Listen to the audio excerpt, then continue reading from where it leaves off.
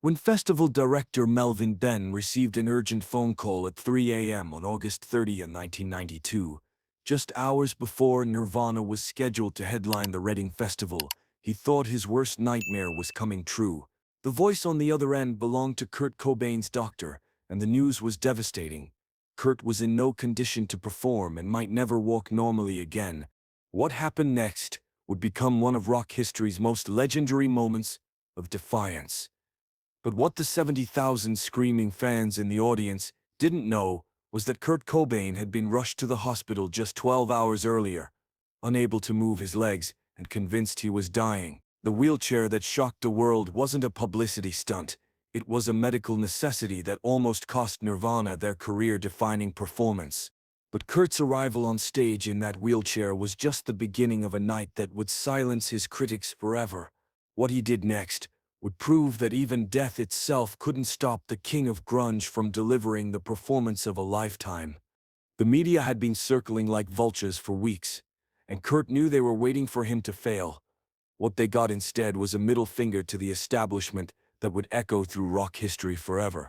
The trouble had started 3 weeks earlier in Belfast, Ireland, during what should have been a routine concert at Ulster Hall.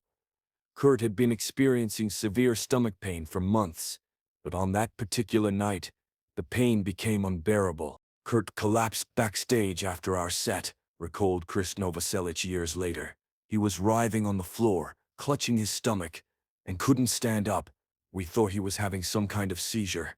The Belfast incident marked the beginning of a medical nightmare that would threaten not only Kurt's career but his life. He was rushed to Belfast City Hospital, where doctors ran a series of tests but couldn't determine the cause of his symptoms. The doctors were baffled, explained Dave Grohl.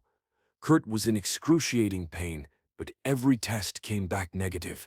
They kept him for observation, but they had no idea what was wrong with him.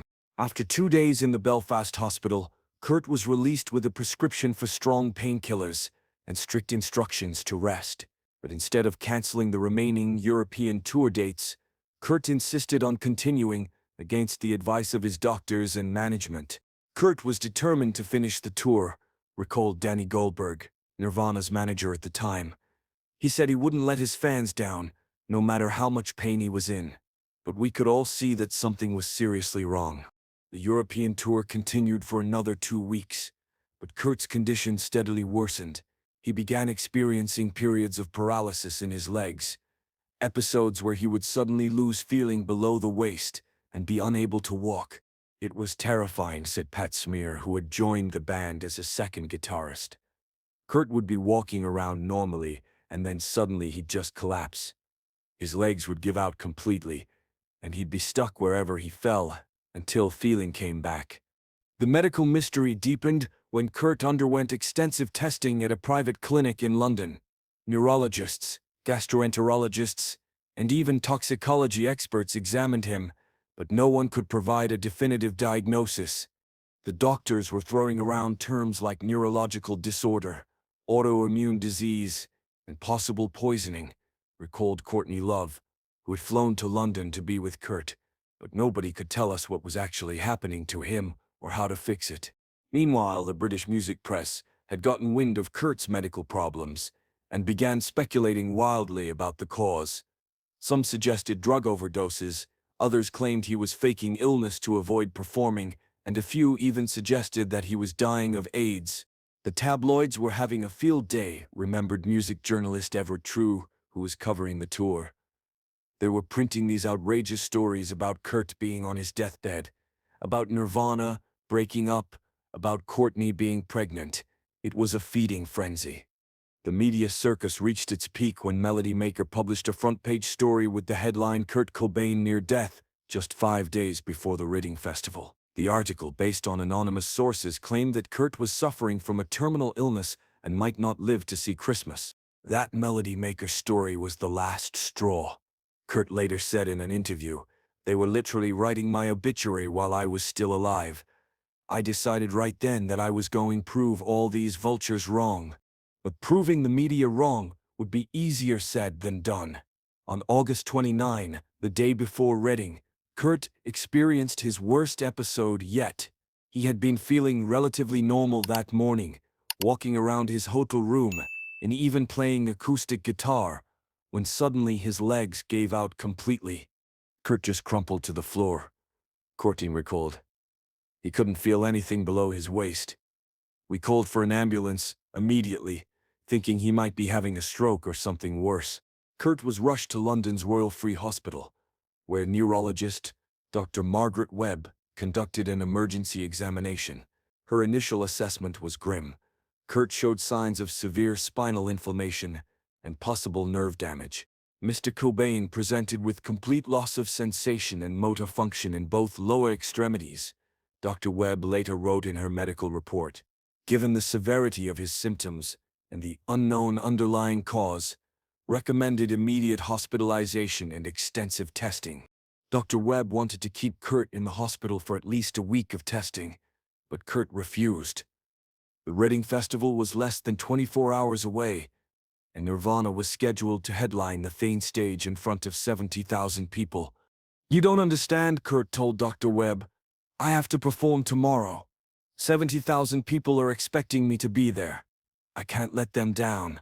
Dr. Webb explained that performing in his condition could be dangerous, possibly even life-threatening, but Kurt was adamant. Finally, they reached a compromise. Kurt could attend the festival, but only if he agreed to use a wheelchair and have medical personnel on standby. "I've never had a patient so determined to perform against medical advice," Dr. Webb later reflected. Kurt was willing to risk permanent paralysis just to keep a concert commitment. It was either admirable or insane, depending on your perspective. The news that Kurt might perform in a wheelchair leaked to the media within hours. By the morning of August 30, reporters and photographers had surrounded the festival grounds, eager to capture what many believed would be Kurt Cobain's final performance. "The press was like a pack of wolves," recalled festival director Melvin Benn. They were convinced they were going to witness the end of Kurt Cobain's career, maybe even his life. The theater was ghoulish. Festival organizers worked frantically to accommodate Kurt's medical needs. A special ramp was constructed to allow wheelchair access to the main stage, and medical equipment was positioned in the wings. Dr. Webb even agreed to be present backstage in case of an emergency. "We had paramedics, oxygen tanks, even a defibrillator standing by," Ben remembered. "Everyone was prepared for the worst. We just hoped Kurt would make it through one song." As word spread through the festival crowd that Kurt might perform in a wheelchair, the reaction was mixed. Some fans were excited to see their hero overcome adversity, while others worried that they were about to witness a tragedy. "There was this really weird energy in the crowd," recalled audience member Sarah Mitchell, who was standing near the main stage. "People were excited but also really nervous. Everyone knew something historic was either going to happen or go horribly wrong." At 9:15 p.m., 15 minutes before Nirvana's scheduled set time, Kurt was wheeled into the backstage area. He was wearing a hospital gown over his regular clothes and appeared to be heavily medicated, but his eyes were alert and determined. Kurt looked terrible, but he was focused, Dave Grohl remembered. He kept saying, "I'm going to show these fuckers what I'm made of." He was angry at the media, angry at his body, angry at the whole situation. The plan was simple.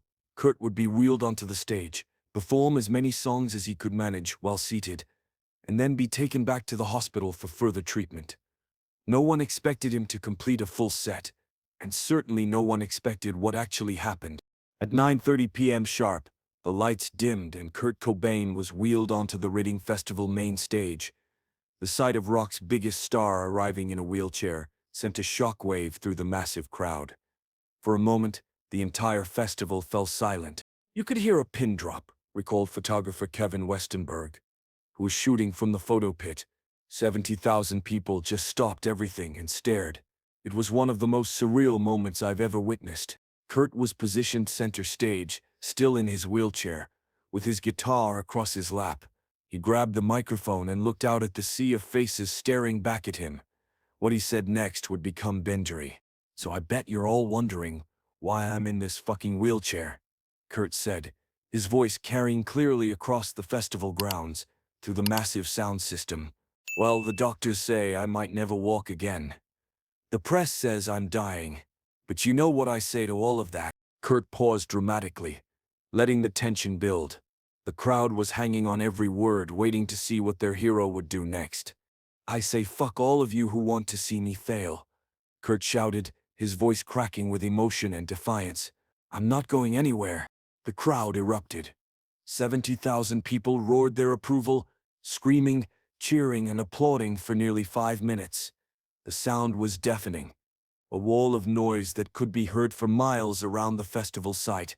The crowd's reaction was incredible, recalled sound engineer Mark Stent, who was monitoring the performance from the mixing board. I've never heard anything like it. It was like 70,000 people were all trying to give Kurt their strength at once. But Kurt wasn't finished. As the crowd's cheers began to die down, he suddenly threw his guitar to the side and gripped the arms of his wheelchair. With tremendous effort and obvious pain, Kurt began to push himself up. Nobody knew what he was doing at first, remembered Chris Novoselic. He was struggling to stand up, shaking from the effort. We all thought he was going to fall, but Kurt didn't fall. Slowly, agonizingly, he rose from the wheelchair until he was standing upright on the stage. The crowd watched in stunned silence as their hero defied his doctors, defied the media, and defied his own body. When Kurt stood up, the whole festival just exploded, recalled fan Jennifer Walsh, who was in the front row.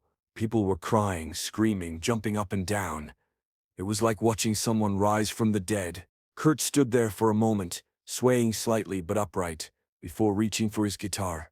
His legs were visibly shaking, but he managed to strap on his instrument and step up to the microphone. Now let's play some fucking music, Kurt shouted. And Nirvana launched into Breed with an intensity that shook the ground. What followed was one of the most powerful performances in rock history. Despite his medical condition, despite the wheelchair, despite everything the media had said about him, Kurt delivered a blistering 90-minute set that reminded everyone why Nirvana had become the biggest band in the world. Kurt was possessed that night, Dave Grohl recalled.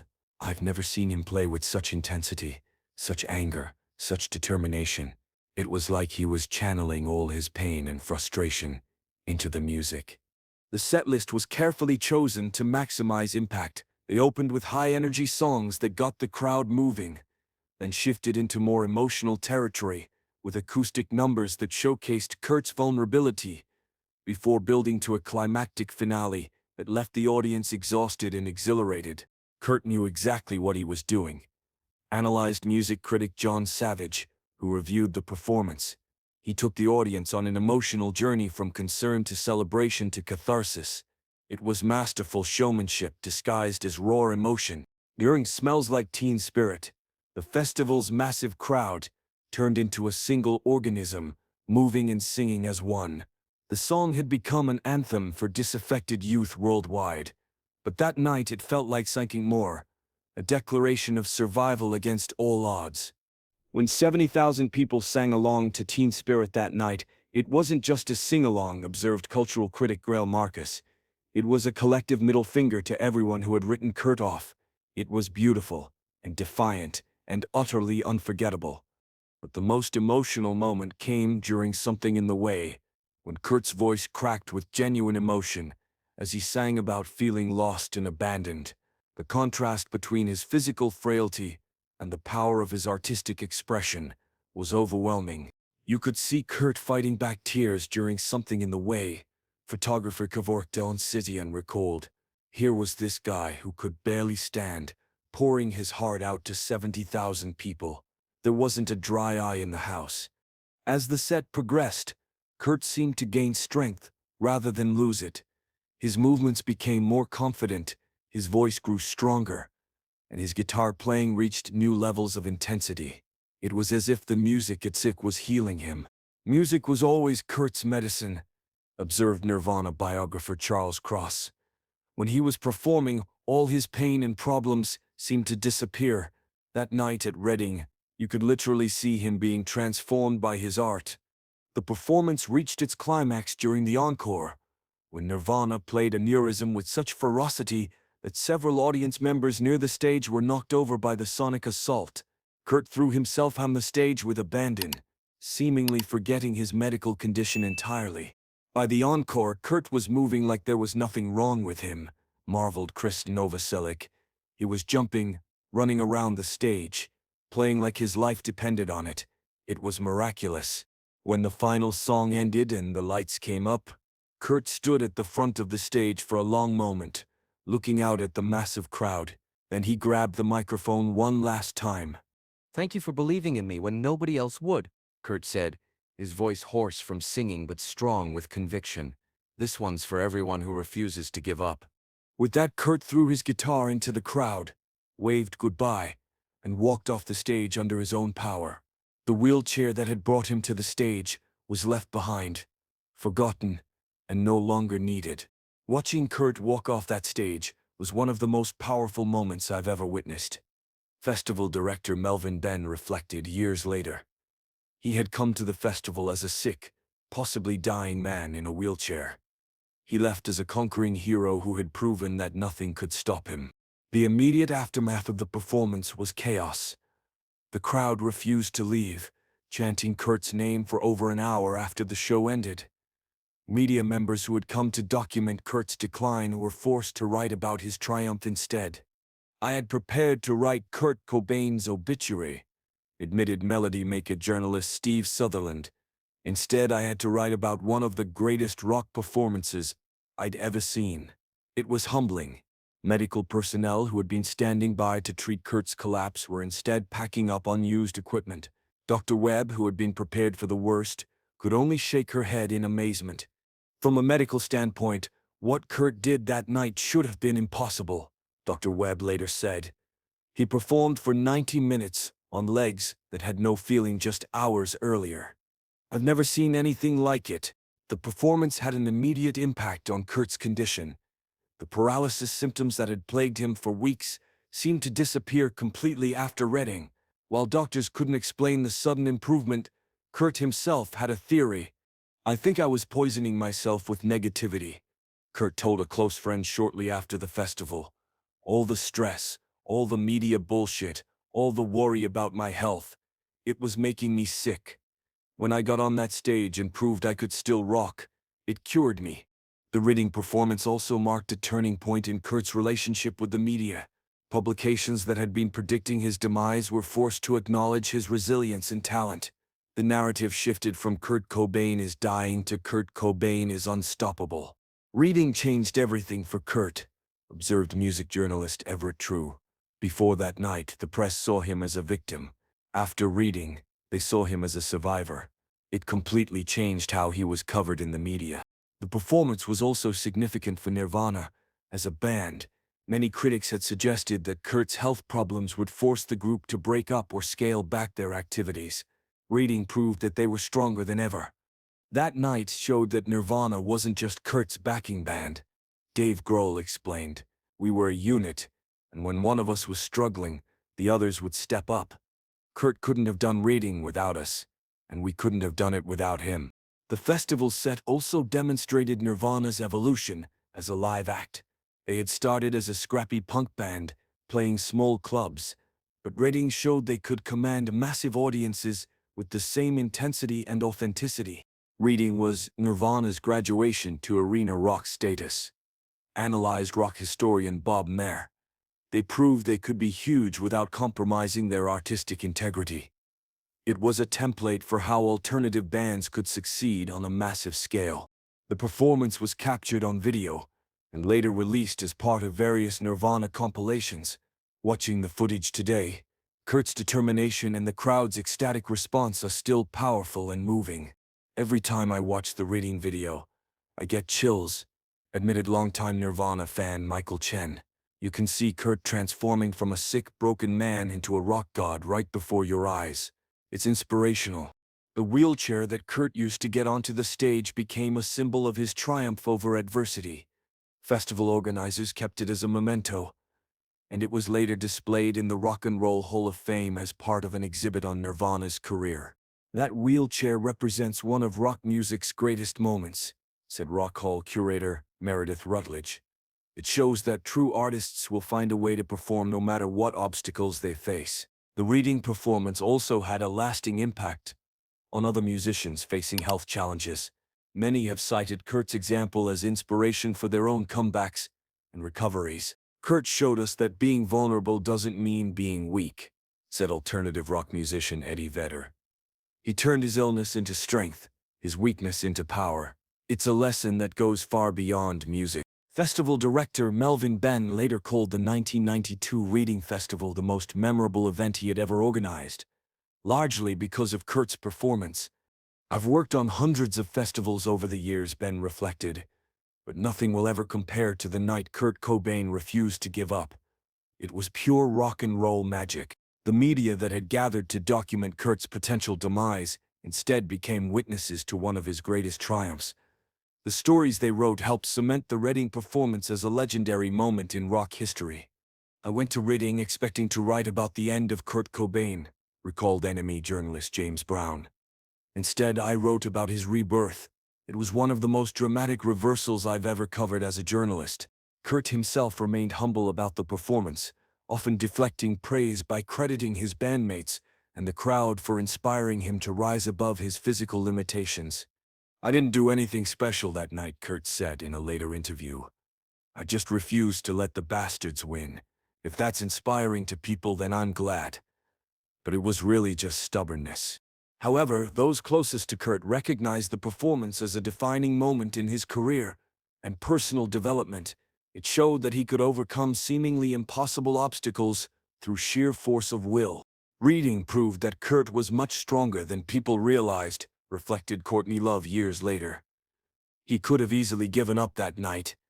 Instead, he chose to fight, and he won. The 1992 Reading Festival performance stands as testament to the power of determination and the healing nature of music. Kurt Cobain arrived as a broken man in a wheelchair and left as a conquering hero who had proven that nothing could silence his voice. That night, Kurt didn't just perform for 70,000 people. Music critic Robert Christgau wrote, "He performed for everyone who has ever been told they can't do something, everyone who has ever been written off, everyone who has ever refused to give up. It was bigger than music. It was about the human spirit." Today, more than 30 years later, the Reading performance remains one of the most celebrated concerts in rock history. It serves as a reminder that true artists will always find a way to express themselves, no matter what obstacles stand in their way. Kurt Cobain's wheelchair entrance shocked 70,000 people, but his standing ovation proved that neither illness, media speculation, nor physical limitations could stop the power of rock and roll when delivered with genuine passion and unbreakable determination. If this incredible story of triumph over adversity moved you, make sure to subscribe and hit that thumbs up button. Share this video with someone who needs inspiration to overcome their own challenges. Have you ever witnessed a performance that changed your perspective on what's possible? Let us know in the comments. And don't forget to ring that notification bell for more amazing stories of artists who refused to give up when the world counted them out.